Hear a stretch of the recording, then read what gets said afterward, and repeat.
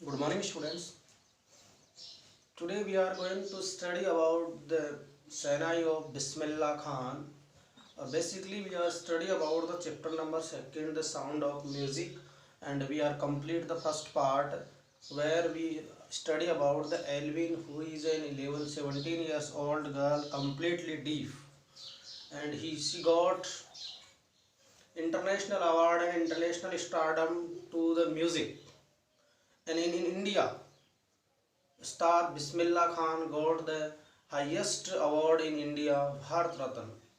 And now we are study about the sound of music, part second, the Sainai of Bismillah Khan. How the Sainai is banned to the royal residence in Aurangzeb, and a barber family who served into the royal residence want to decide to improve them. Actually मैं कहना चाह रहा हूँ कि हमने part first में sound of music chapter में Alvin नाम के एक लड़के की कहानी पढ़ी जो बहुत ही शानदार तरीके से संगीत में रुचि रखती थी और उसको बिल्कुल सुनाई नहीं देता था। उसके बाद भी उसने वो सब अचीव किया, वो सब प्राप्त किया जिसे वो प्राप्त करना चाहती थी, और डीफनेस कभी उसके सामने मुसीबत नहीं बनी। उन्होंने कानों की बजाय अपने शरीर के हर एक पार्ट से, हर एक अंग से संगीत को महसूस करना प्रारंभ कर दिया, और वो संगीत में इतनी खो गई कि दुनिया के सर्वोच्च शिखर पर पहुंच गई। रॉयल म्यूजिक एकेडमी जो लंदन में है, वहाँ पर उन्होंने ऑडिशन दिया, सेलेक्ट हुई और वहाँ पर उन्होंने स्कोर बना दिया था। इसी प्रकार से उस्ताद बिस्मिल्लाह खान जो है वो जीरो लेवल से शुरू हुए थे। किस प्रकार से उन्होंने एक संगीत के क्षेत्र में अपनी रुचि रखी और कहाँ भारत का सर्वोच्च सम्मान प्राप्त करने के बाद वो इस दुनिया से रुखसत हुए थे, उसके बारे में हम स्टडी करने वाले हैं। तो अभी हम देख रहे थे, हमने फर्स्ट पैरा जो है इसका कंप्लीट कर लिया था, जिसमें हमें ये जानकारी मिल रही है कि किस प्रकार से एक पोंगी को बैन कर दिया गया था और एक नाई परिवार का सदस्य जो कि राज दरबार में रहता था, उसने उसमें सुधार करने के लिए एक बड़ा सा पेड़ जो स्टेम तना लिया जो बीच में से खोखला हो, स्वेलोज हो, और उसमें 7 छिद्र बना करके उसको क्लोज और ओपन करके उसमें एक मधुर ध्वनि और मेलोडियस साउंड है वो प्रोड्यूस किया था। उसके बाद से ही उसका जो स्थान है, पहली बार उसको राज दरबार के सामने बजाया गया, साज चेंबर यानी राजा के दरबार में, और एक नाई के द्वारा इसको बनाया गया था, इसलिए इसका नाम पड़ा शहनाई। ये तो हमने स्टडी कर लिया था। अब हम देखेंगे the sound of shehnai begin, इसका second, the sound of the shehnai, the sound of the shehnai of the Sainai, the sound of the Sainai began to be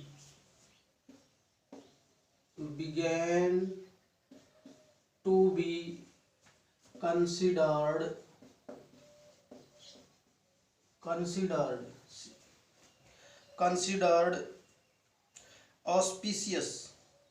auspicious, considered auspicious यानी मांगलिक कार्य के लिए, ऑस्पिशियस शुभ या यूं कहें मांगलिक कार्य जो होते हैं।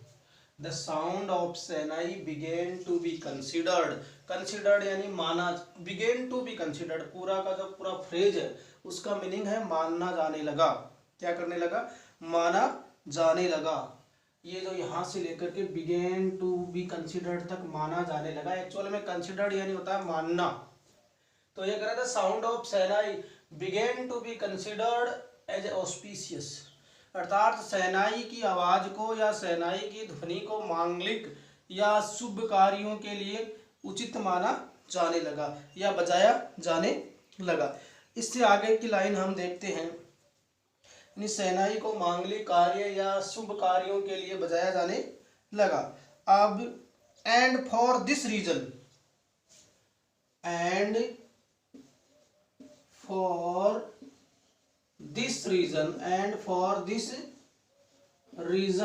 इसी कारण, and for this reason, reason यानी होता है कारण, एंड फॉर दिस रीजन इसी कारण से, and for this reason it is still played,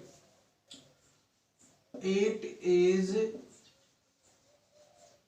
still played, still यानी अब तक, स्टिल प्लेड यानी कंटिन्यू कोई चीज रेगुलरली जो चल रही हो, and for this reason it is still played, इसी कारण से ये बजाई जा रही है, यानी स्टिल प्लेड। टेम्पल्स किसमें बजाई जा रही है, टेम्पल्स यानी मंदिरों में, and northern Indian temples and is an and is an indispensable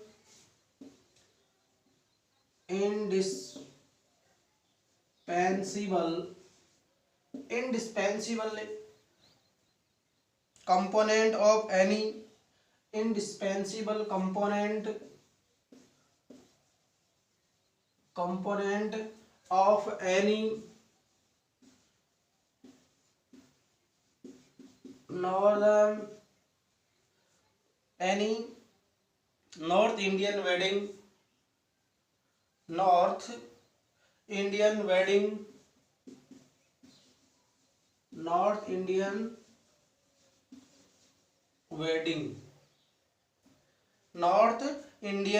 wedding ये फुल स्टॉप। ये जो सेंटेंस अभी कंप्लीट हुआ है हम यहाँ से देखेंगे। ऑस्पिशियस यानी the sound of the shehnai begin to be considered an auspicious, auspicious यानी शुभ या मांगलिक कार्यों पर इसको बजाया जाता है। एंड फॉर दिस रीजन, इसी कारण से, it is still played temples, इसी कारण से ये अभी तक मंदिरों में बजाई जाती है। स्टिल प्लेड टेम्पल्स, मंदिरों में बजाई जाती है। उसके बाद में इंडिस्पेंसेबल का मतलब होता है एक बहुत आवश्यक या अपरिहार्य। Temples and it is N indispensable, बहुत ही आवश्यक, बहुत ही आवश्यक। It is an indispensable component, बहुत ही आवश्यक पार्ट बन गया है, कंपोनेंट भाग बन गया है, घटक बन गया है। यानी इंडिस्पेंस यानी अपरिहार्य, आवश्यक, कंपोनेंट यानी भाग और घटक of any northern Indian weddings, कोई भी उत्तर भारत में जो विवाह होते हैं उसके अंदर शहनाई का जो है सिस्टम है, शहनाई का वादन जो है, शहनाई का जो बजाना है वो मंदिरों में बजाया जाता है इसको। It is still played temples, क्योंकि इसकी आवाज़ इतनी सुरीली, इतनी मधुर और इतनी मेलोडियस है कि उसको मंदिरों में बजाया जाता है। And it is an indispensable component, ये एक of any northern Indian wedding, उत्तर भारतीय विवाह का एक बहुत ही महत्वपूर्ण घटक बन गया है, बहुत ही अपरिहार्य घटक बन गया है, बहुत ही आवश्यक भाग बन गया है शादी विवाह में शहनाई बजाना। जैसे हम कार्ड वगैरह भी आजकल प्रिंट कराते हैं तो उसके ऊपर पहले ही शहनाई का सिंबल लगा होता है, क्योंकि शादी का है, शुभ या मांगलिक कार्य में इसको यूज किया जाता है। इन द पास्ट, अब थोड़ा पीछे चलते हैं। इन the past, in the past, past का मतलब आप जानते हो, इन द पास्ट यानी भूतकाल में, इन द पास्ट भूतकाल में या पीछे। The shehnai was part of, in the past the shehnai was, in the past the shehnai was, shehnai was, the shehnai was part of the नौबत, पार्ट ऑफ द नौबत। नौबत का मतलब ये होता है कि ये कोई वाद्य यंत्रों का एक समूह है, अरेबिक का वर्ड है नौबत, यानी 9 वाद्य यंत्रों का समूह है। नौबत यानी बत यानी बजाने वाला, नौ यानी 9 प्रकार के जो वाद्य यंत्र बजाने जाते थे दरबार में उनको बोलते हैं नौबत। तो पार्ट ऑफ नौबत और ट्रेडिशनल, और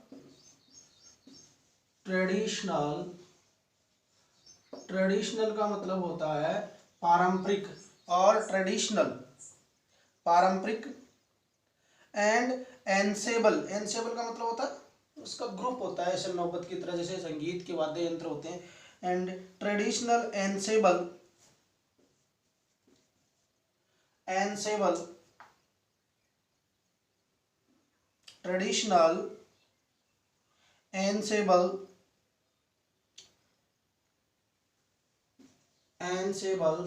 traditional ensembles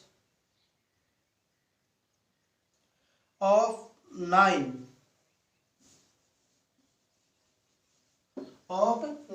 traditional ensembles of 9 यानी 9 प्रकार के जो वाद्य यंत्र हैं ऑफ 9 इंस्ट्रूमेंट 9 इंस्ट्रूमेंट यानी उपकरण होते हैं, औजार होते हैं। इंस्ट्रूमेंट ऑफ 9 इंस्ट्रूमेंट 9 प्रकार के जो वाद्य यंत्र, संगीत के वाद्य यंत्र found at royal courts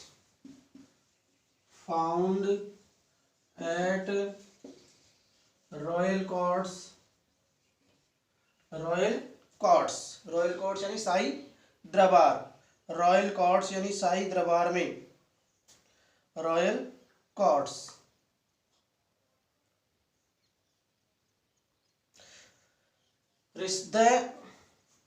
till recently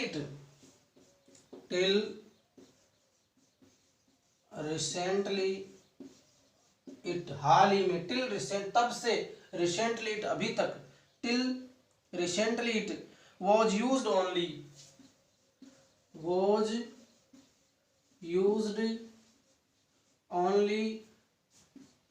temples, तब से ये मंदिरों में यूज की जाती है। was used in temples and weddings या विवाह के अवसर पर, तब से ये till recently it was used only temples and weddings, तब से लेकर आज तक ये मंदिरों में और विवाह के शुभ अवसर पर इसका उपयोग है वो किया जाता है। The credit for bringing this,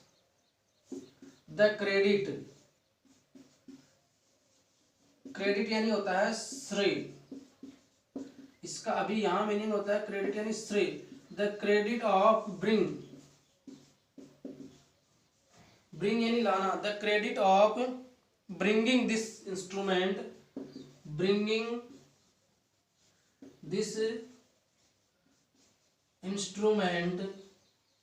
इस उपकरण को लाने का श्रेय, the credit of bringing this instrument on to the classical stage,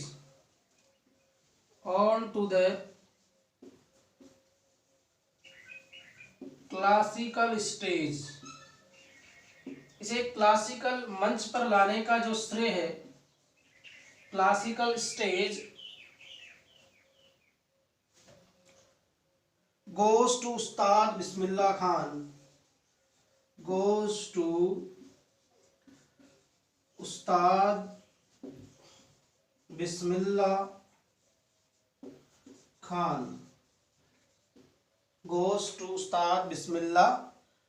देखिए यहाँ पर ये फर्स्ट सेकंड पैरा है वो अपना कंप्लीट होता है। यहाँ तक हमने इसको देख लिया था इंडियन वेडिंग्स तक। अब देखिए in the past the shehnai was part of the naubat और traditional ensemble 9 instruments found at royal courts. In the past प्राचीन समय में या पुरातन काल में the shehnai was part of the naubat, तो शहनाई है वो नौबत का हिस्सा हुआ करती थी, अर्थात रॉयल दरबार में बजाए जाने वाले 9 ऐसे संगीत यंत्रों का जो समूह था नौबत, और ए ट्रेडिशनल इसेंसेबल ऑफ 9 इंस्ट्रूमेंट्स या 9 ऐसे वाद्य यंत्रों का इसेंसेबल यानी समूह होता है। Traditional essential of the 9 instruments, 9 परंपरागत वाद्य यंत्रों का समूह फाउंड एट रॉयल कोर्ट्स, जो शाही दरबार में पाए जाते थे उनका वो हिस्सा हुआ करती थी। एंटिल रिसेंटली, तब से रिसेंटली यहाँ तक, टिल रिसेंटली अभी तक, हाल ही तक, वो यूज्ड ओनली टेम्पल्स, ये मंदिरों में उपयोग की जाती है, एंड वेडिंग्स या विवाह के शुभ अवसरों पर इसका प्रयोग किया जाता है। The credit of bringing this instrument on to the classical stage, इस वाद्य यंत्र को शास्त्रीय संगीत के मंच पर लाने का जो श्रेय है, क्लासिकल स्टेज यानी शास्त्रीय संगीत का जो मंच है उस पर लाने का जो श्रेय है, गोस टू उस्ताद बिस्मिल्लाह खान, इसका जो श्रेय है उस्ताद बिस्मिल्लाह खान को जाता है, जिन्होंने इसको शास्त्रीय संगीत के जो स्टेज है या उसका जो मंच है उसके ऊपर लाने का जो कार्य किया है।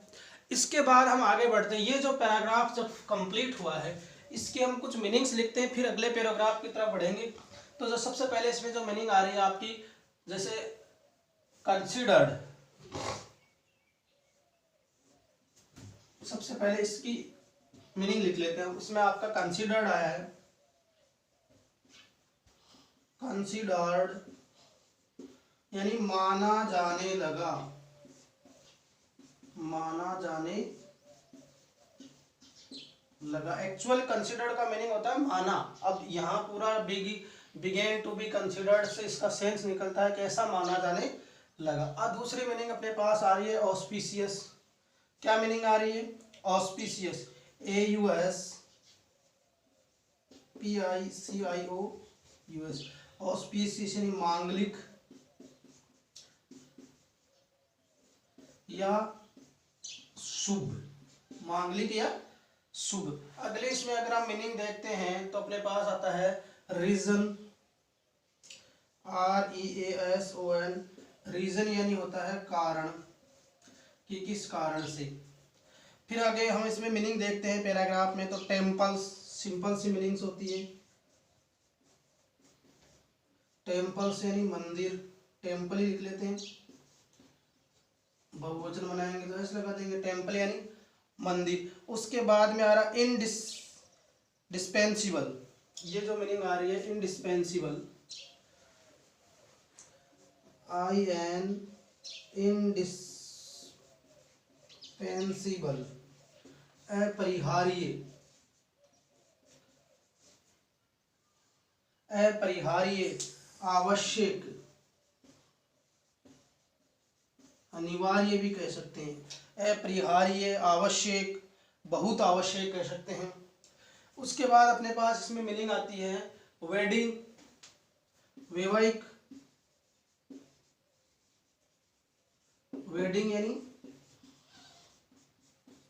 वैवाहिक कार्य या वैवाहिक कार्य,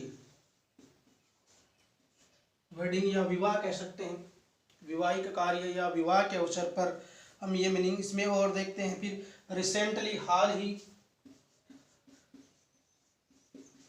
रिसेंटली यानी हाल ही। उसके अलावा इसमें हम क्रेडिट यानी श्रेय, क्रेडिट यानी श्रेय। उसके बाद क्लासिकल यानी शास्त्रीय,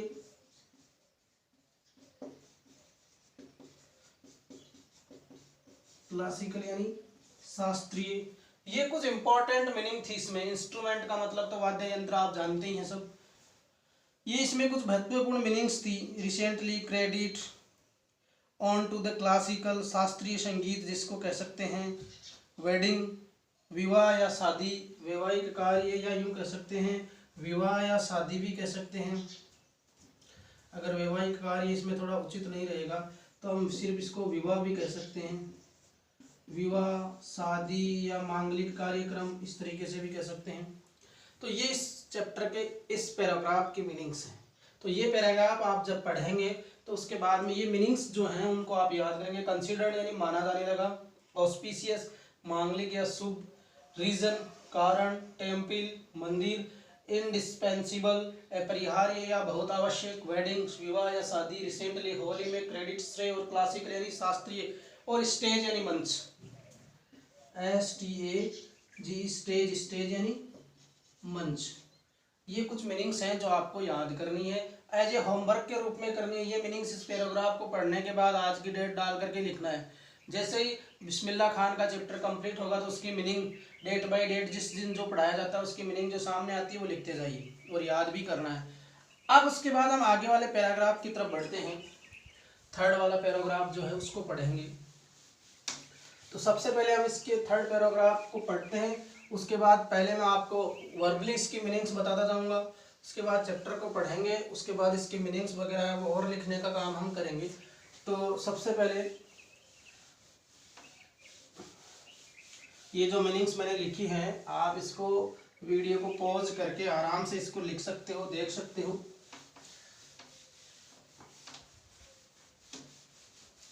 अभी हम पैराग्राफ थर्ड जो है वो स्टार्ट कर रहे हैं। इसका थर्ड पैराग्राफ जो है तो इसमें आपके नंबरिंग लगी हुई होती है बुक में अंदर। थर्ड में देखते हैं, as a 5-year-old Bismillah Khan, as A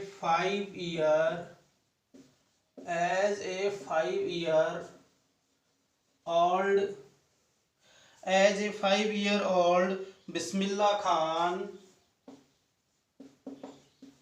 Bismillah Khan 5 years old का मतलब 5 साल का लड़का बिस्मिल्लाह खान जो है प्लेड, क्या खेला करता है? बिस्मिल्लाह खान प्लेड गिल्ली डंडा, played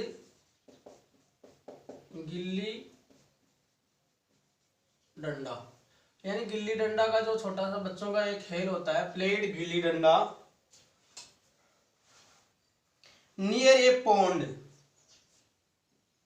near a pond, pond यानी होता है तालाब, नियर यानी नजदीक, तालाब के नजदीक वो गिल्ली डंडा खेला करता था। Near a pond in the ancient, in the ancient, ancient यानी प्राचीन होता है, in the ancient state, ESTAT, state यानी होती है जागीर, क्या होती है स्टेट यानी जागीर, इन द एंशियंट स्टेट प्राचीन जागीर of Dumraon in Bihar, of Dumraon, Dumraon गांव का नाम है डुमराव, डुमराव इन बिहार। अब देखिए, as a 5 years old Bismillah Khan played gilli danda in a pond, near a pond in the ancient state of Dumraon in Bihar. तो इसका पूरी जो लाइन है उसका जो एकदम सेंसेबल मीनिंग, जो अब सिंपल टुकड़ों में करें तो 5 साल का बच्चा जिसका नाम बिस्मिल्लाह खान था, प्लेड गिल्ली डंडा, गिल्ली डंडा खेलना करता था, नियर ए पॉन्ड तालाब के नजदीक, इन द एंशियंट स्टेट प्राचीन जागीर के पास, प्राचीन जागीर डुमरा इन बिहार, यानी बिहार की डुमरा नाम की जो प्राचीन जागीर है उसमें तालाब के नजदीक जो बिस्मिल्लाह खान है वो गिल्ली डंडा खेला करते। तो हम सिंपल शब्दों में ये कह सकते हैं कि 5 वर्षीय बालक के रूप में बिस्मिल्लाह खान बिहार के डुमरा जागीर जो है प्राचीन जागीर के एक तालाब के निकट गिल्ली डंडा खेला करते थे। क्या खेला करते थे? As a 5 year-old Bismillah Khan played gilli danda near a pond in the ancient state of Dumraon in Bihar. तो 5 वर्षीय बालक के रूप में बिस्मिल्लाह खान है, वो 5 वर्षीय बालक के रूप में बिस्मिल्लाह खान बिहार के डुमरा जागीर के एक तालाब के निकट गिल्ली डंडा खेला करते थे, गिल्ली डंडा खेला करते थे। उसके बाद आगे देखते हैं, he would regularly go, he would regularly go, he would regularly go, regularly यानी नियमित रूप से, he would regularly go नियमित रूप से, to the nearby, to the nearby नजदीकी, nearby Bihari ji, nearby Bihari ji temple, nearby Bihari ji temple to sing, Bihari ji temple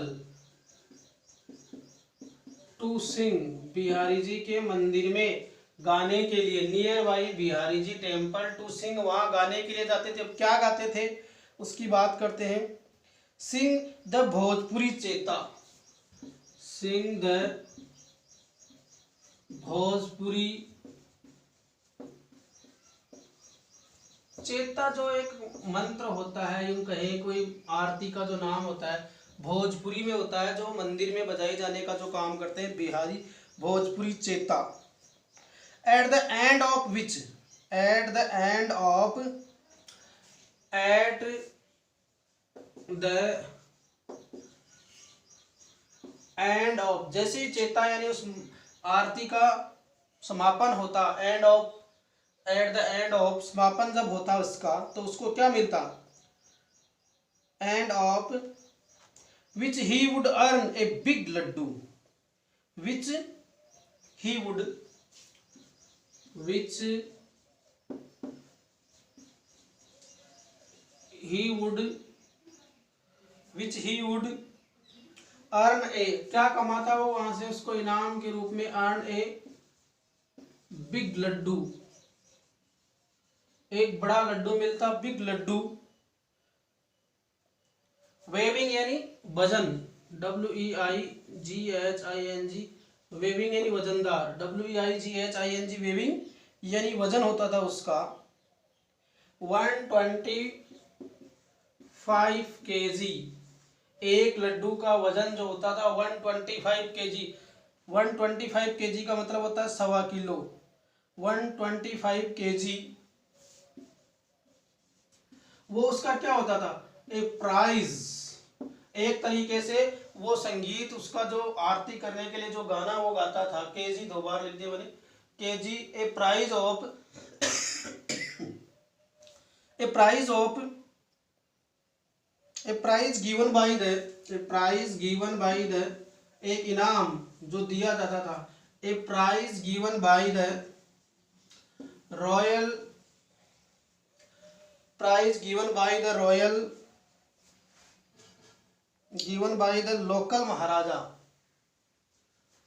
वहां के स्थानीय जो राजा थे, लोकल महाराजा, वहां के जो स्थानीय शासक थे, लोकल महाराजा जो थे, उसके द्वारा उसको 1.25 किलो का लड्डू है वो इनाम के रूप में दिया जाता था। दिस हैपेंड 80 years ago, और ये घटनाएं कब की घटी थी, दिस हैपेंड 80 years ago, ये सब 80 साल पुरानी घटनाएं हैं। कितने साल पुराने, दिस हैपेंड 80 years ago, 80 साल पहले ये घटनाएं घटी थी, जब वो इस तरह मंदिर में जाता था, उसको 1.25 किलो का लड्डू इनाम के रूप में मिलता था। और उसके बाद में देखिए, and the little boy has travelled, and the little boy, and the little boy, and the little boy has traveled, लंबी यात्रा, the little boy has traveled, the little boy has traveled far to earn, far to earn, far to earn the highest civilian award, far to earn the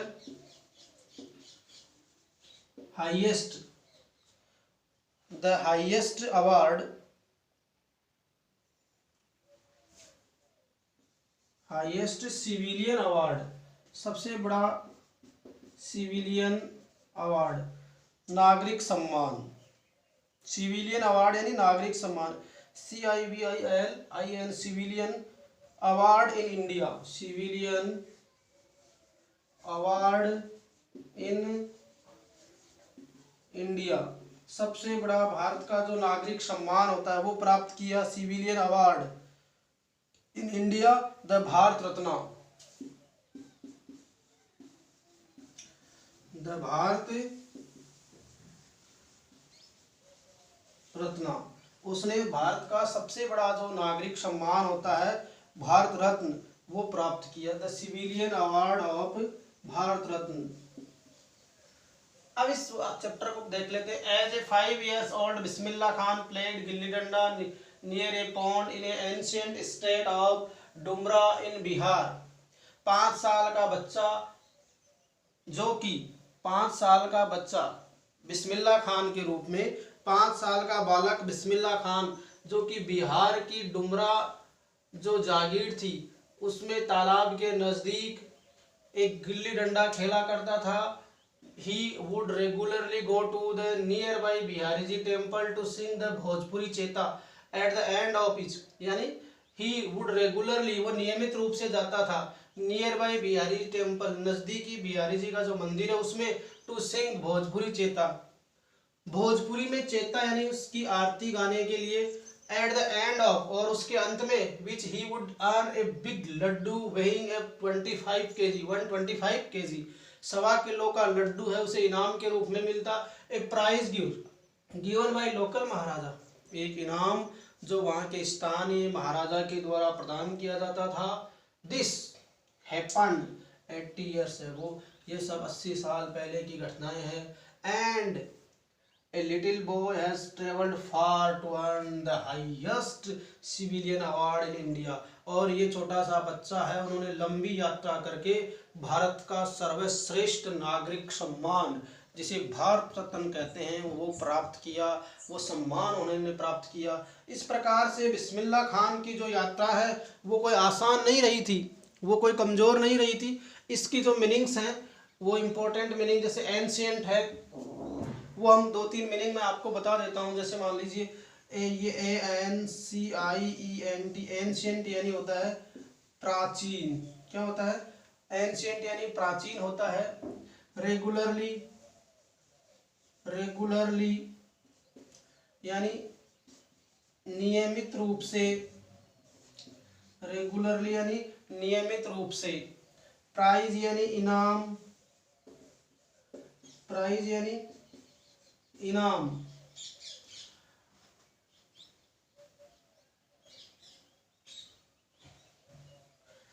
award यानी भी इनाम ही होता है। Civilian यानी नागरिक, CIVILIAN, civilian यानी नागरिक। तो ये कुछ इसकी 4-5 मीनिंग है इस चैप्टर में जो इम्पोर्टेंट है आपके लिए। बाकी सारी मीनिंग तो नॉर्मल आपको आती रहती है। तो एंशिएंट यानी प्राचीन, रेगुलर यानी नियमित रूप से, प्राइज यानी इनाम, अवार्ड यानी इनाम, सिविलियन यानी नागरिक सम्मान, स्टेट यानी जागीर, मैंने पहले ही बता दिया, पौंड यानी तालाब होता है। इस तरह की नॉर्मल मीनिंग्स हैं, वो आपको ये होमवर्क के रूप में भी करनी है और आपको याद भी करनी है। Thank you very much.